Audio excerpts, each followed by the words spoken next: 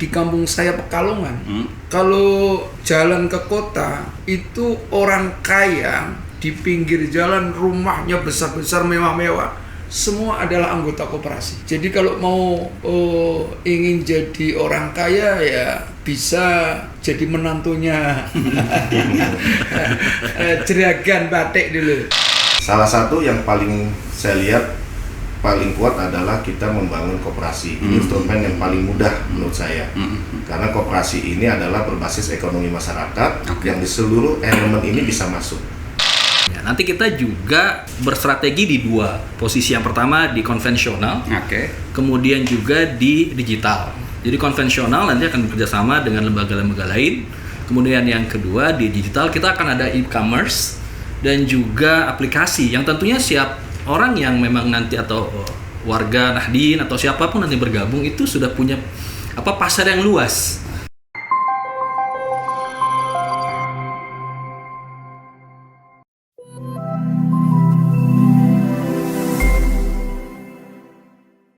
Halo, assalamualaikum, apa kabar sahabat IPOL? Senang saya Timur Arif kembali hadir dalam acara podcast Bincang si IPOL. Bicara berbagi info dan cerita yang sip dan pol hanya di ipol.id. Sahabat IPOL, saat ini podcast IPOL telah bertandang ke kantor PWNU Jakarta dan menghadapi Hari Koperasi Nasional yang jatuh di awal Juli ini, 12 Juli. Kita sudah kehadiran tamu spesial.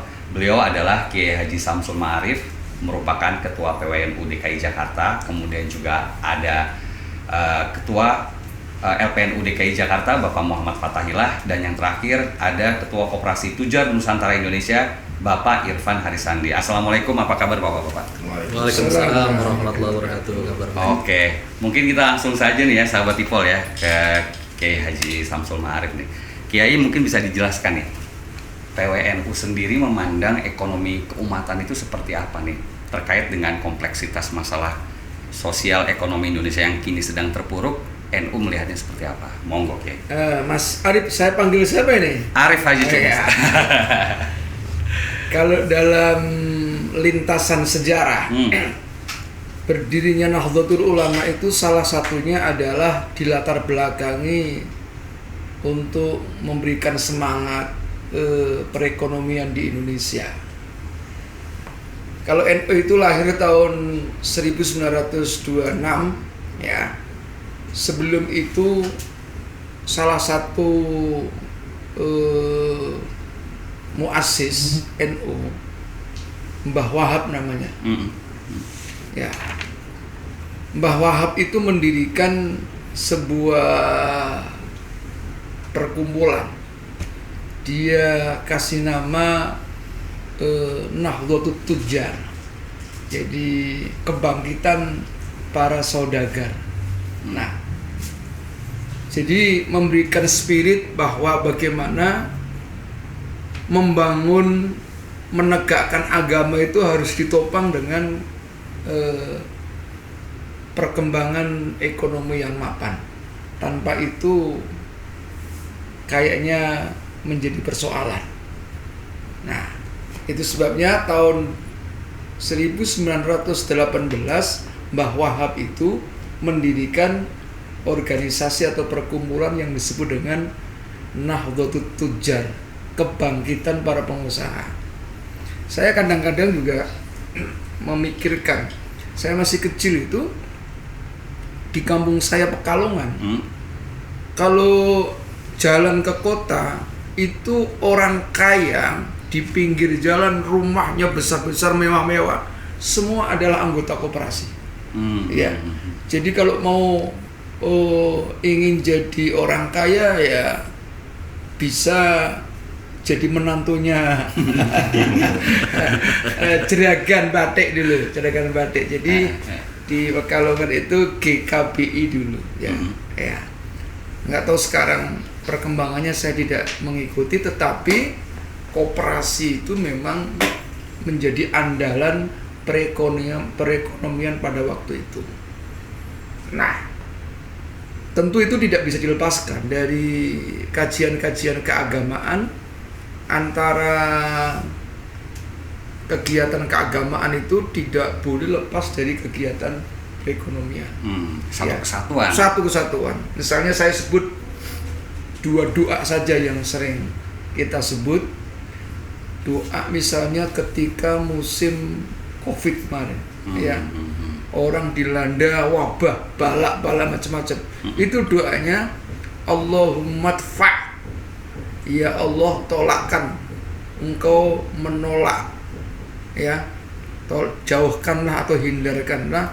Allahumma dfa' annal bala, ya. Supaya dihindarkan dari bala. Tiba-tiba gandengannya wal ghala. Ghala itu harga melambung.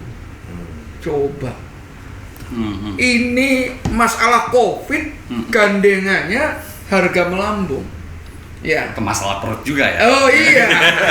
Ini artinya kita ini mohon dilindungi supaya ekonomi itu tidak terpuruk. Ya. Kalau harga melambung itu salah satu indikasi ekonomi tidak sehat. Ya. Itu doanya orang-orang dulu. Kalau kita sekarang doa ya salah-salah aja. Allahumma dfa'. Dulu kalau sampai doa itu begini nih. Ya.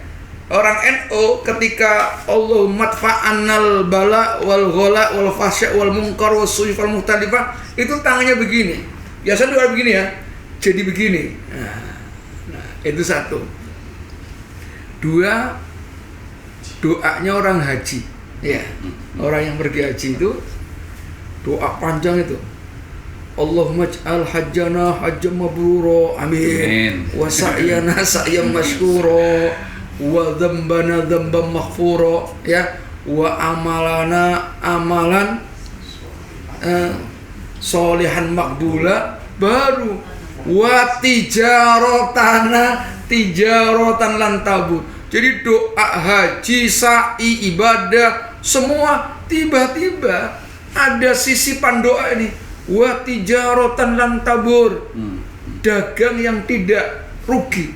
Waduh, ini yang ngarang siapa? Saya nggak ngerti. Tiba-tiba ada sisipan doa wa tijaratan lan tabur ini. Nah, ternyata memang ekonomi itu sangat dibutuhkan. Harus sejalan dengan perkembangan keagamaan. Dulu katanya Hasan Dipo pertama kali orang yang menjabat sebagai ketua umum NU itu saudagar, pengusaha. Kalau saya masih keturunan saudagar. Mudah-mudahan kita semua juga jadi kecipratan saudagar. Ya ini menarik ya. Dekat dengan saudagar. Kalau sedang duduk bareng. Baik ya, ini menarik karena ternyata dalam Islam antara ekonomi, politik itu satu kesatuan tidak dapat dipisahkan ya. Tapi sebelum saya beralih ke Gusta atau sama Pak Irfan, kami ingin tahu nih sahabat Ipol sebetulnya melihat potensi umat yang besar di NU. NU sendiri sudah melihat ini sudah potensinya sudah optimal belum nih dikembangkan perekonomian umat ini khususnya warga Nahdliyin. Saya lagi nih. Yes, betul. Iya, ini yang jadi problem sekarang. Jadi dalam perjalanan sejarah nampaknya semangat untuk mengembangkan agama itu tidak berbanding lurus dengan semangat untuk mengembangkan ekonomi.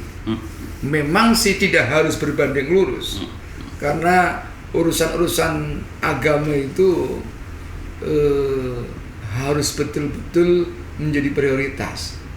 Nah, sebagai alatnya supaya agama itu berjalan secara baik, berkembang, kegiatan keagamaan itu harus ditopang ekonomi. Kadang-kadang lupa, ini problem harus kita akui juga dong. Jadi di NU itu untuk aspek perekonomian agak tersendat.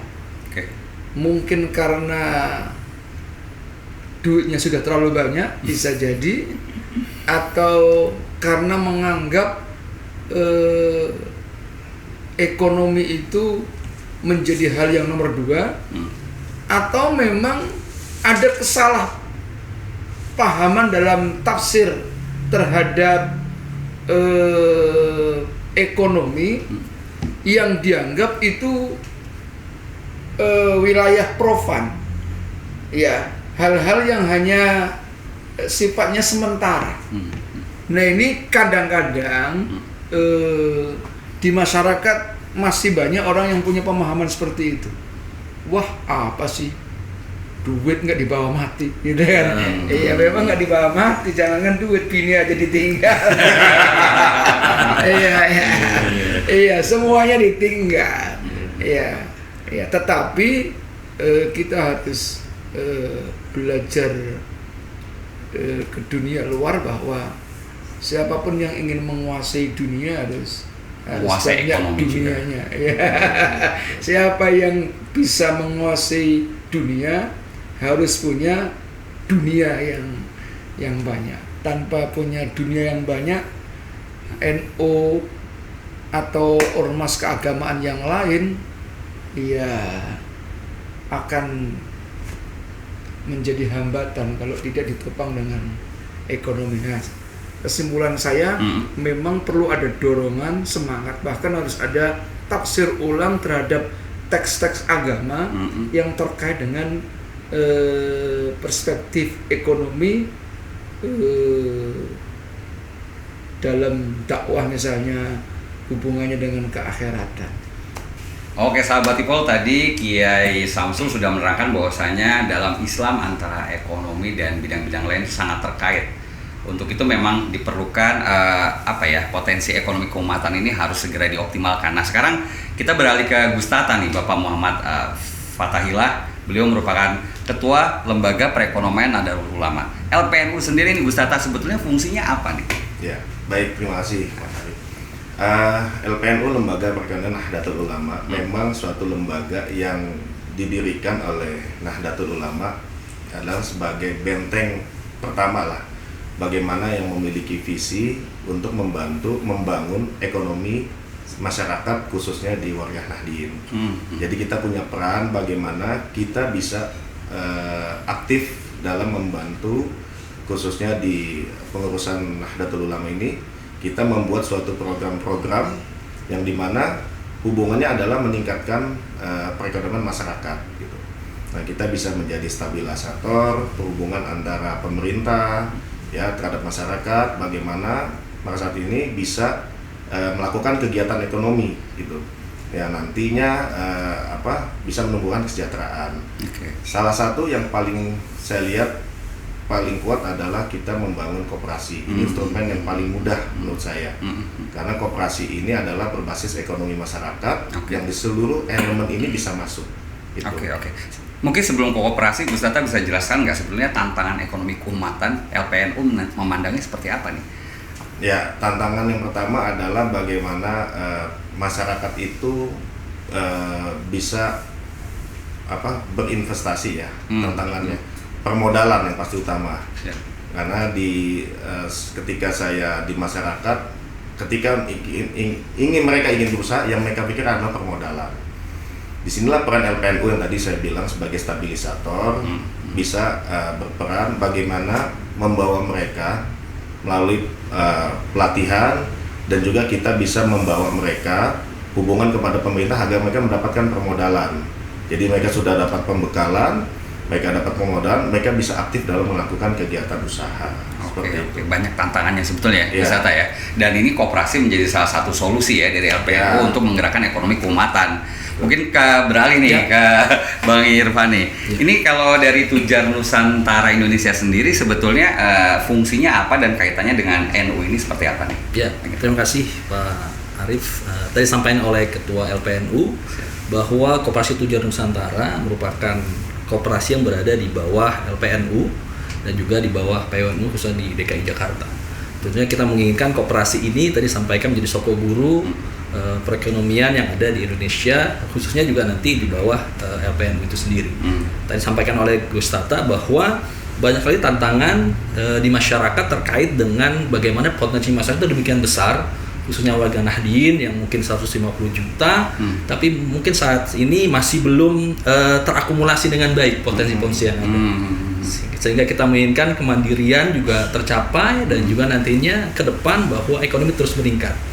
Tadi sampai oleh Kiai bahwa tidak mungkin agama itu juga berkembang tanpa adanya potensi ekonomi yang kuat. Ya. NU sendiri sampai saat ini merupakan organisasi terbesar yang ada di Indonesia, dan tentunya insya Allah dengan adanya koperasi yang menjadi tulang punggung perekonomian yang ada di warga Nahdien, potensi itu akan bisa tergali dengan baik. Bang Irfan, ini seru nih masalah koperasi, karena kan selama ini Kiai mohon izin banyak masyarakat yang terjerat pinjol, banyak yang terjerat judi online. Fungsi koperasi sendiri sampai sejauh ini seperti apa? Sudah membangun sudah menghimpun dana ke masyarakat itu seberapa banyak? Sampai sejauh ini tentunya kita baru memulai ya. Koperasi Tujuan Nusantara ini, Proyek ini sesuai dengan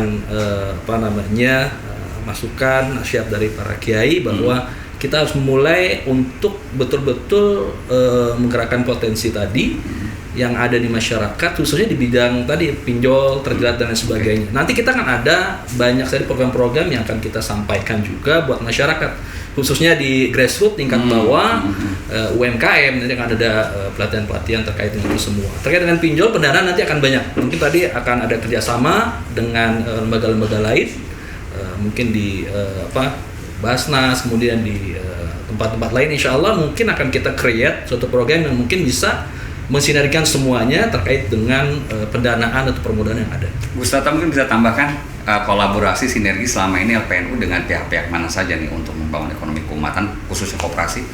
Ya, untuk kita sudah banyak bermitra nanti khususnya dalam pembangunan koperasi ini biar bisa sustainable. Pasti tantangan koperasi yang pertama adalah bagaimana permodalan, kedua bagaimana manajemen dari koperasi itu sendiri, gitu kan. Nah, bagaimana koperasi ini bisa sustain dan memiliki anggota yang banyak. Nah, kami di LPNU pasti sudah membuat bagaimana pendukungan terhadap mitra yang salah satunya adalah kita kerjasama dengan Basnas DKI. Ya, kemudian kita bisa dengan beberapa elemen instrumen perbankan, ya kita ada dengan Bank DKI Syariah atau bank lainnya nanti yang dimana untuk mendukung permodalan, gitu ya.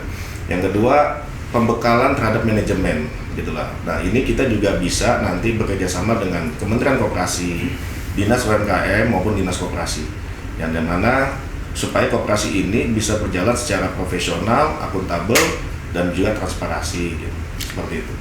Oke, Haji Samsul nih kalau melihat anak buahnya berkomentar kan, wah bagus ya gitu ya. Yeah. Mungkin kita ketahui ya sahabat Tipol ini kalau Gus Tata ini ada latar belakang perbankannya gitu, sementara Pak Irfan ini juga ada latar belakang ketentaraannya. Nah, kalau dari Kiai Haji Samsul sendiri memandang kolaborasi nih ya dengan pemerintah, dengan seluruh elemen itu sangat penting nggak? Karena kan kalau kita tahu nih ya, hadis mengatakan kalau sudah ulama dan umaro itu bersatu kan harus ada jarak gitu ya. Gimana Kiai memandangnya nih? Iya. Saya sih melihat begini, perkembangan tentang perkoperasian di Indonesia ini mengalami stagnan, bahkan lebih cenderung menurun. Salah satu faktornya adalah menurut saya pemerintah tidak serius untuk membangun koperasi, mendukung koperasi sejak lama sekali. Dibiarkan begitu saja sehingga banyak koperasi yang kolab, yang hanya namanya saja, yang anggotanya juga sudah nggak peduli dengan koperasi itu sendiri. Nah, pemerintahan Prabowo ini saya melihat ada harapan, secerca harapan. Kalau dilihat dari beberapa program, salah satunya adalah ada semangat untuk menumbuhkan menumbuhkan kembali perkoperasian di Indonesia ini, sehingga konon ini ada banyak koperasi-koperasi program koperasi Desa Merah Putih saya tidak menyebut nama, tapi itu yang didorong. Tapi mudah-mudahan ini bukan hanya sekedar omon-omon aja Pak Prabowo, tetapi betul-betul ini bagian dari salah satu penyangga perekonomian Indonesia. Memang orang-orang koperasi itu harus bisa membuktikan kalau koperasi itu lebih ideal misalnya untuk menata perekonomian sesuai dengan kondisi ekonomi di Indonesia. Kalau kita lihat sekarang ini kan ekonomi kekayaan harta di Indonesia ini hanya dikuasai oleh segelintir orang. Mungkin kalau kita sering mendapatkan informasi ya, kekayaan 10 orang di Indonesia ini ya itu lebih banyak daripada kekayaannya sampean semua kalau 98% penduduk. Ya, ratusan juta itu duitnya dikumpulkan itu belum bisa menandingi segelintir orang. Padahal Al-Quran juga mengatakan kaila yakuna dulatan bainal aghniya'i minkum. Jadi ekonomi keuangan itu tidak boleh hanya beredar dalam lingkungan orang-orang kaya saja. Ya harus bisa merata di semua aspek.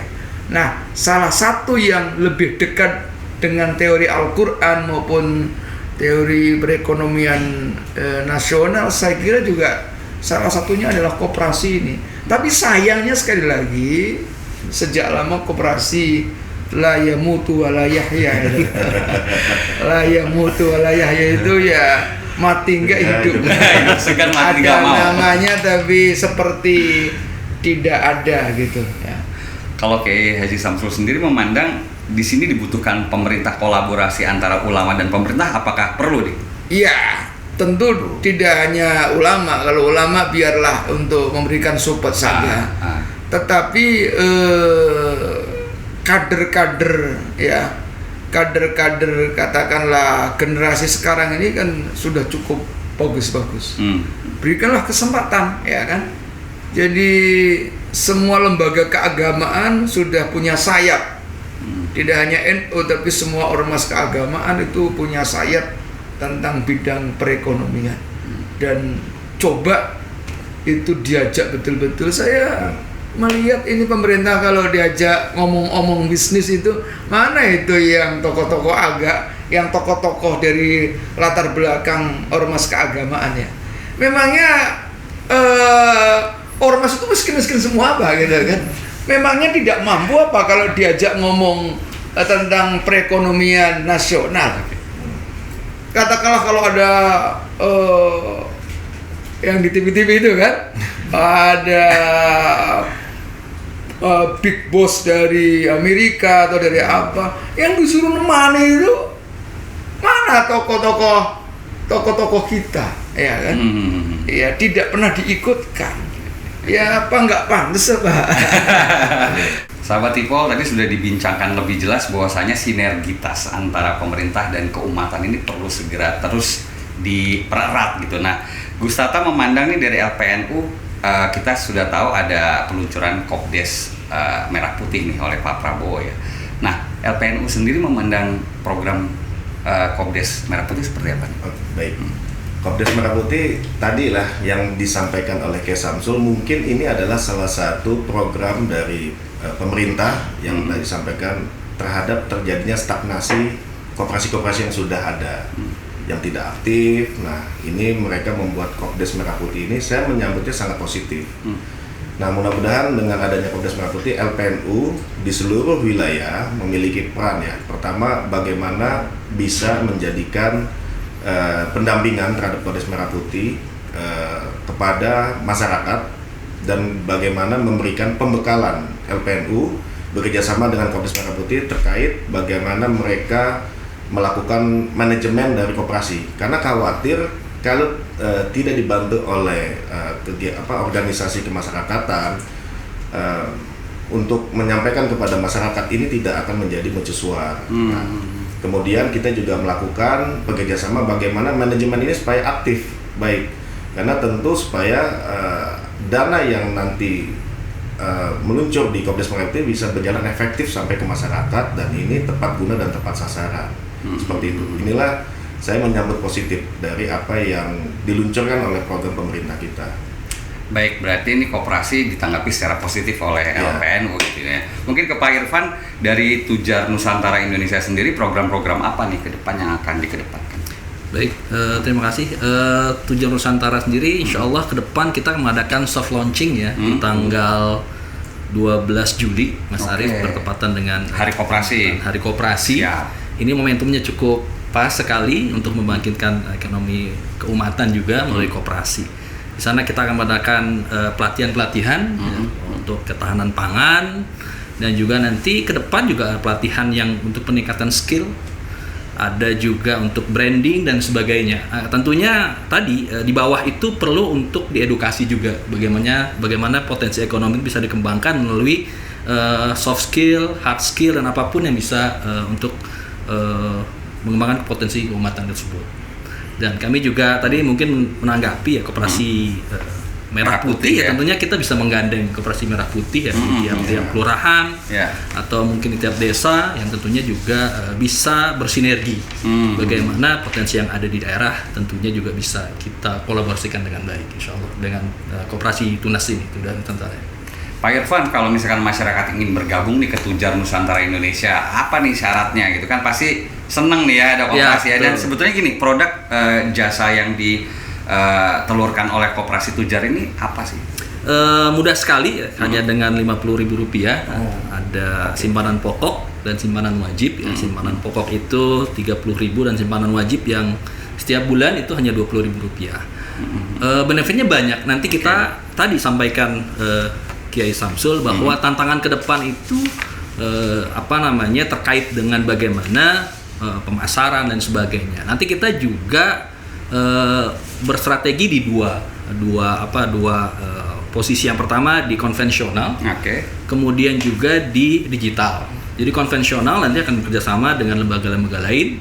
Kemudian yang kedua di digital kita akan ada e-commerce dan juga aplikasi yang tentunya siap orang yang memang nanti atau warga Nahdien atau siapapun nanti bergabung itu sudah punya pasar yang luas. Sudah punya market sendiri, betul. Sehingga bisa nanti close loop untuk berjual, bertransaksi dan sebagainya. Nanti kita akan sinergikan dalam satu aplikasi yang mudah-mudahan bisa platform tertentu. Berarti ini sahabat Ipol yang ingin pinjol, tolong stop dulu ya. Bisa langsung daftar ke Tujar Nusantara Indonesia. Ini ada koperasi simpan pinjamnya juga atau apa nih bidang yang digerakkan di sini? Bidang gerakan banyak, tapi koperasi simpan pinjam sementara mungkin berdasarkan arahan dari Sekretaris Menteri kemarin kita berkunjung ke Sekretaris Menteri Koperasi. Simpan pinjam ini kan banyak terjadi kemacetan. Kita nggak mau dari awal terus kemudian macet, nggak. Nanti kita fokus pada UMKM di tingkat grassroots di bawah. Simpannya saja, pinjamnya. Biasanya gitu Kiai. Sudah pengalaman ya. Jadi itu mungkin agak ditunda dulu nanti ya. Mungkin 2-3 tahun ketika sudah permodalan sudah kuat, cash flow-nya sudah bagus, baru pelan-pelan kita atur untuk simpan pinjam tersebut. Gus Tata, target-target untuk koperasi mungkin seperti apa nih? Ya, targetnya nanti saya berharap seluruh masyarakat yang ada di DKI bisa menjadi anggota koperasi, khususnya warga Nahdien. Nanti saya berharap dukungan dari para kiai, seluruh elemen yang ada di lembaga NU ini bisa menjadi aktif menjadi anggota kita.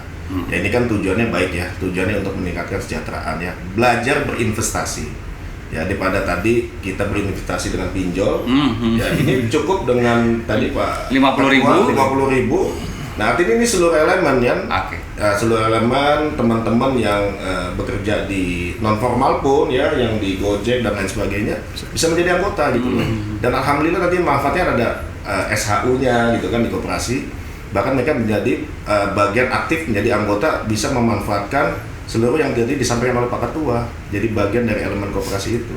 Ya, mudah-mudahan ini pelajaran untuk mengatur investasi keuangan juga pada masyarakat, pendidikan lah untuk mereka. Pak Irfan tadi menarik ya, ternyata koperasi Tujar juga masuk ke bidang digitalisasi, inovasi anak muda kekinian ya. Kalau kita ketahui kan Pak Kiai, kalau kita melihat platform-platform itu kan sudah dikuasai oleh asing ya kan, perusahaan-perusahaan multinasional juga banyak investasi asing di situ. NU sendiri melihat gempuran asing ini seperti apa nih, dan kaitannya dengan ekonomi kerakyatan seperti apa? Monggo.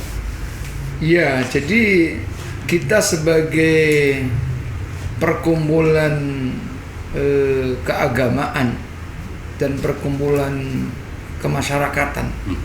Jadi NU itu kan jamaiyah, diniyah, ijtimaiyah. Di samping keagamaan juga kemasyarakatan tentu harus mampu melihat tantangan apapun ya yang ada ini apa, termasuk harus berani menyatakan bahwa kita ini bisa menyampaikan kelemahan-kelemahan kita. Ya. Kelemahan kita itu memang sangat banyak sekali sih. Satu dari internal kita itu salah satunya memang manajemen, pengelolaan, tanggung jawab ketika mendapatkan amanah itu seringkali tidak dimanfaatkan secara baik. Ini harus menjadi introspeksi diri kita. Ya. Yang kedua memang orang lain juga harus belajar, warga NU itu, bahwa ketika kita ingin membesarkan sebuah lembaga perkoperasian katakanlah, itu jangan berpikir wah nanti saya akan mendapatkan keuntungan. Nah, padahal konsepnya koperasi itu kan dari bahasa agamanya aja disebut dengan syirkah. Syirkah itu ada persekutuan, ada kumpulan yang dengan sama-sama untuk melakukan aktivitas. Jadi lebih pada kebersamaan. Nah oleh karena itu memang kalau kita membandingkannya dengan negara-negara yang lebih maju, kita akan merasa tidak ada apa-apanya. Tentang konsep ekonomi apapun kita tidak ada apa-apanya. Tapi ya jangan dipandang seperti itu. Bagaimana kita ini menumbuhkan semangat, ya kan? Ya. Biasanya orang kalau membangun sejak awal itu akan tumbuh terus-menerus untuk ingin berkembang. Tapi sebaliknya kalau orang itu sudah memasuki tingkat yang tertinggi, itu akan cenderung untuk turun. Ya, oleh karena itu ya ini kan realitas kita bahwa umat Islam Indonesia sangat ketinggalan dalam banyak hal. Tetapi justru itu dibuat sebagai sebuah penyemangatan dalam diri kita, ya, untuk selalu kita melakukan sesuatu, ya. Apalagi kita ini orang agamis. Orang agamis itu motivasinya tidak semata-mata untuk mendapatkan keuntungan yang sebesar-besarnya, untuk mendapatkan kebahagiaan keduniaan secara utuh, tetapi banyak hal, ya. Kalau kita diajari oleh kiai-kiai kita ini, kamu yang penting mau melakukan aktivitas dengan niat yang baik mencari ridho Tuhan. Terus menerus jangan sampai kendor dan dilakukan secara istiqomah. Nanti pada waktunya kita akan bisa meninggal ketertinggalan dari orang lain. Saya kira itu. Oke sahabat Tipo, masih banyak yang ingin kita bincangkan, tapi Pak Kiai sudah sampai penghujung acara nih, waktu juga terbatas. Mungkin closing statement dimulai dari Pak Irfan nih. Pak Irfan, dari koperasi sendiri, Tujar, itu kira-kira harapan dan target-targetnya seperti apa ke depan? Baik, terima kasih. Dari kami Tujar Nusantara atau Tunas Indonesia itu berharap bahwa teman-teman semua, umat Nahdliyin dan juga seluruh warga DKI Jakarta dan juga sekitar dan semuanya dapat bergabung di Koperasi Tunas Nusantara, ya, Tunas Indonesia ini, yang mudah-mudahan ke depan kita bisa memberikan sesuatu buat perekonomian Indonesia. Dari kita, oleh kita dan untuk kita. Insya Allah ke depan saya yakin dengan koperasi ini perekonomian kita bisa bangkit, karena memang dari koperasi lah UMKM yang tingkat bawah itu bisa menjadi tulang punggung perekonomian di Indonesia. Amin ya rabbal alamin, ya. Kita doakan koperasi terus maju dan jadi pilar ekonomi kerakyatan. Ini LPNU sekarang Bu Sata, ya kan, fungsinya kayaknya semakin strategis, ya kan, untuk membantu. Kira-kira harapan ke depan seperti apa? Ya, harapannya pasti dengan adanya Koperasi Tunas Indonesia ini, Tujar Nusantara Indonesia, saya berharap ini akan terus sustain. Jadi seperti yang disampaikan Kiai, tidak berhenti di tengah atau baru di awal gitu, ya. Saya berharap nanti teman-teman koperasi ini bisa bagaimana mengembangkan inovasi terus, ya, untuk menggait seluruh warga di Jakarta, kalau bisa luas lebih secara nasional, ya. Mudah-mudahan memiliki aset yang makin besar, akan menjadi badan usaha yang lebih besar lagi, akhirnya apa? Menjadi kekuatan ekonomi yang sangat luar biasa. Karena dimulai dari hal kecil menjadi besar. Dan saya berharap ini akan melibatkan seluruh UMKM yang ada di Jakarta. Karena kekuatan ekonomi pasti berbasis itu kekuatan basis masyarakat, ekonomi masyarakat itu UMKM.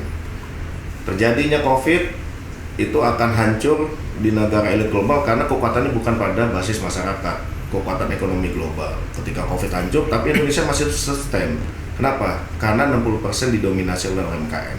Pada saat itu COVID itu berdasarkan data kami di perbankan. Jadi saya berharap koperasi ini adalah instrumen benar-benar ekonomi kemasyarakatan yang harus kuat, gitu loh. Dan mudah-mudahan dengan adanya launching tanggal 12 nanti, saya berharap doa dari para kiai, marilah bergabunglah para teman-teman semua untuk mendukung dari program dari LPN ini, salah satunya Koperasi Tunas Indonesia ini. Terima kasih. Tentunya kita dukung ya apa program Gustatan ya. Ini untuk Nahdlatul Ulama nih Kiai ini kan. Yeah. Proses tarik menarik politik ada di situ ya kan. Kemudian masalah ekonomi ada di situ.